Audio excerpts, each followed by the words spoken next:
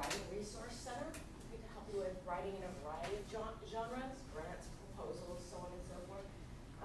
You see a letter, you all have a folder that you should take with you to, well, actually, you're staying in this room, I'm moving, you'll be in this room all day.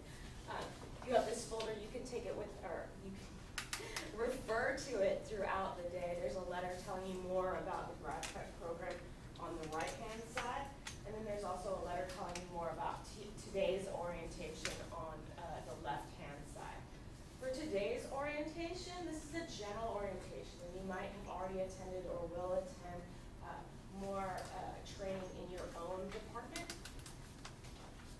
And hopefully, after today, you will feel more prepared for your role as a teaching assistant. I don't by any means think that you will feel, like you completely know everything to do or everything that will happen to you in the course of your role as a teaching assistant here at UCR, but I hope that after today you feel more prepared. And again, we have resources to help you throughout the year. Today, we have 3 classrooms operating, and you guys are just one of them. What's going to happen is there are 4 instructors, all from TADP, who are all experienced TAs and advanced graduate students, and will be coming in and teaching you a variety of materials. So the first section that I'll be teaching you guys is about rapport and diversity, and then after which you'll hear about organization, knowledge, and instruction. Then we'll have a break, snacks, and then you'll come back and hear about learning styles and teachings. This got halfway raised. Teaching strategies, and finally you'll hear about your rights and responsibilities. Afterwards, we'll ask you to complete a brief evaluation. That's important to us so that we know what we can improve upon for next year. It's a really important part always of the teaching experience. You guys, after your quarter of teaching, your students will evaluate you. So please provide us with feedback. And then after which you'll hear a presentation from the union, and then you can attend an optional session either about being an international TA, a TA question and answer panel, or a session on Blackboard, which probably will end up making use of. Okay, so 4 sort of major sections today that you'll hear from 4 different instructors. Each of the 4 instructors will be modeling a different kind of teaching style. The teaching style that I'm going to be modeling is discussion. Someone else will be modeling lecturing. Someone else will be modeling group work. So I'm hoping, even though it's early in the morning, that you guys are all ready to participate in discussion. Yes, you are, right? You ready? Oh yeah. Oh yeah. Okay, I love it. Okay, perfect. Okay. Any other general questions before we go ahead and get started for today? How are you feeling this morning? How are you feeling about the quarter started? What's that? Great. Great. Okay, good answer. Terrific. How many of you are starting, you teach your first class tomorrow, or your first section tomorrow? You prepared? So you don't even need today. No, I need today. You need today. I need as much help as I can get. You need as much help as you can get. I feel prepared, but I'm still nervous about everything. So. You're still nervous? Yeah. First thing I can tell you though is you're going to be fine. Students are ready to be students. Okay? They know what to do, even if you feel like you don't. They know what to do. Okay? They're even students, just like you. Okay. So what I want to talk about, or what I'm going to focus upon in my presentation, is building relationships with students. So first we'll talk about rapport, and then we're going to talk about diversity, or how to create an inclusive classroom. One of the great things about UCR is we're one of the most diverse campuses in the nation. So we're going to talk about how to address the needs of our diverse student population. Some of the things that I say or that we talk about during today's session, creating rapport, they might sound like common sense to you, as in, of course I want to build good relationships with my students. So of course you're going to smile at them. But if you don't take the concrete steps to create and foster that relationship, they're very easy to forget. So it's important that you take the time to really think about how you're going to concretely build that relationship. So we'll talk about it today. Okay, so I said I'm going to be modeling a discussion style teaching. So I'm going to show you a couple of clips and we'll discuss those. Usually I said I taught in the English department, right? So usually my students come to class and they've read a text in advance, right? And then I ask them questions and we discuss it. Anybody read a text in preparation for the class? Yeah. You're awake, so fair enough, all right. So that counts for something, right? I'm mostly awake. Instead of discussing a text, I'm going to show you just a couple of media clips and we'll discuss them. And I'll also ask you some more open-ended questions. We'll discuss them together and maybe in small groups. So the first obvious question to ask if we're talking about rapport is, of course, what is rapport? So what do we mean? What do I mean when I'm talking about rapport? What do we mean? Everyone at once. Kind of a give and take where you're both kind of on the same page with things.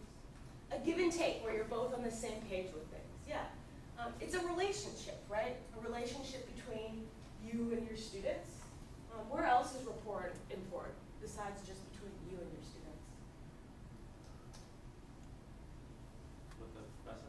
Yeah, especially with your supervising professor. It's important to create good rapport with him or her. Also with your other colleagues, other graduate students, other TAs. Another thing I like to say, anything else you guys want to say about the relationship? Yes, it should be give and take. What else?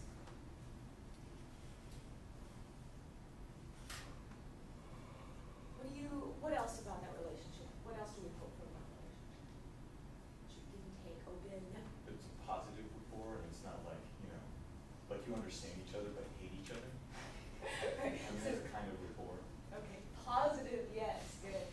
So yes, it's important though that you understand each other, that there's some sort of communication going on. It's positive. Another thing that I like to say about it is that it's a relationship of mutual respect. So you want your students to respect you, right? Obviously. One way for that to occur, and in my experience, the best way is that if you show them that same respect. And so we're going to talk about some ways for that to happen.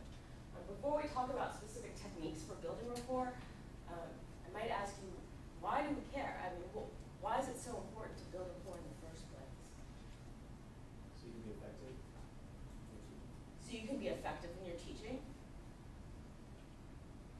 I mean, how does having good rapport make you effective in your teaching? I just feel like if they respect you, they're going to listen more. Communication is necessary. They trust that you have their best interest for your best interest. Yeah, right. It helps you build ethos. They'll trust that you have them in your best interest. They feel comfortable communicating with you, comfortable asking you questions. You're approachable. You want them to learn, to feel like they're active participants in the classroom. Other reasons to build good rapport?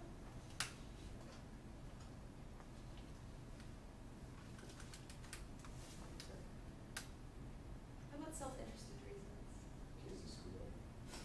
Okay, right, absolutely. They'll be more forgiving when you do make mistakes, sure. Yeah. It will reflect in your evaluation. You will reflect in your evaluations. Yeah, that's a really good self-interested reason to construct good rapport. Speaking of evaluations, let me show you what an evaluation looks like, the kind of evaluation your students are going to fill out for you at the end of the quarter. 19 questions. They vary a little bit depending on whether or not you have an appointment as a discussion leader or as a lab facilitator. Provides goals, well prepared, understands subject matter, explains relevancy, clarifies lecture and readings. Okay, so those have to do with being organized and prepared. And then I've emboldened all of the criteria that have to do with either creating rapport or creating an inclusive environment, which are the two items I'm talking about today, and you can see that that's over half of the criteria. Okay. Encourages my participation, creates a classroom atmosphere where I feel free to ask questions, gives useful feedback on assignments and exams, motivates me to do my best, is accessible and helpful during office hours, is approachable, respects the role of each student in a diverse environment, encourages and respects diverse perspectives, appropriately handles sensitive situations or inappropriate student comments, creates and maintains a tolerant learning environment. So that's an important but self-interested reason to build good rapport with your students. Or another way of thinking about that is that you can see that the university clearly values rapport with students, and so you should too. I want to show you a quick clip of a professor talking about how she builds rapport with her students. I think it's really important for the students to see that I get there ahead of time, that I'm organized and ready for them, that I take the class very seriously, so that I expect them to also take the class and the parameters of the class very seriously. It's important for me to have them feel welcome, and what you do when you welcome people into your office, into your home, is you greet them at the door and you welcome them. See, they're not only experiencing that themselves, I can't greet all 200 of them, they're watching me do that with other students. So it sets a whole tone for the class that is welcoming, and that I value you and I value getting to know you.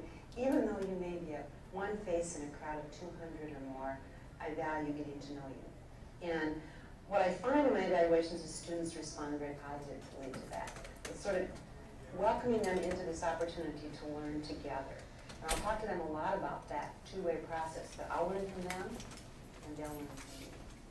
I'd like to give you a very sincere welcome to HDFS, Human Development and Family Studies 102, Individual and Family Life Development Across the Lifespan. My name is Corley Brooke, and I'm really pleased to welcome you here.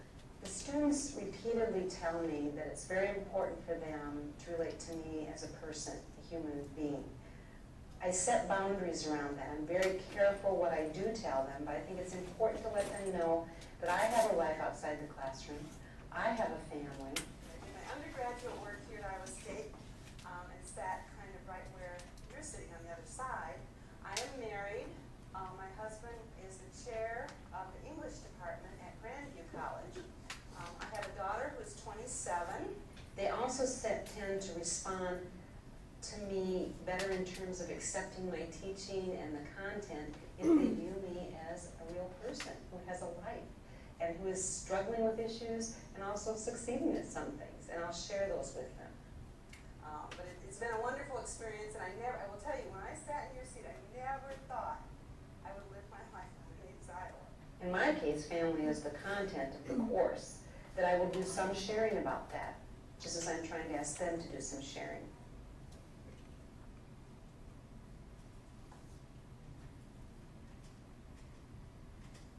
So what techniques does she suggest for building rapport with her students?